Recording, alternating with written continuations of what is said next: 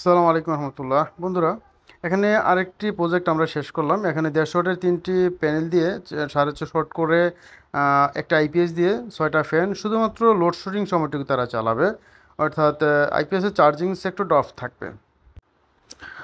যেহেতু 6টা ফ্যান চালাবে আইপিএসের মাধ্যমে, চার্জিং সেক্টরটা অফ থাকলে যে পরিমাণ লোডশেডিংয়ের সময়টুকু যদি তারা এই সোলারের মাধ্যমে নিতে পারে, এটা একটা মাদ্রাসা। তো আশা করি কিছুটা হলেও সাশ্রয়ী হবে।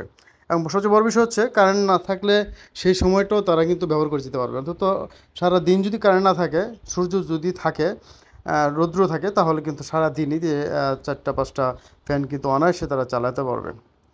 আমরা এখানে লিথিয়াম ফসফেট ব্যাটারি দিছি 100 এম্পিয়ার, 12 ভোল্ট। যেহেতু প্যানেলগুলো 12 ভোল্টের, ভালো মানের কন্ট্রোলার দিয়ে একটা আইপিএস আমরা রেডি করে দিছি। আমরা নিজেরা যেহেতু আইপিএস তৈরি করি, সুতরাং ভালো একটা সার্ভিস কিন্তু অলরেডি পাচ্ছি।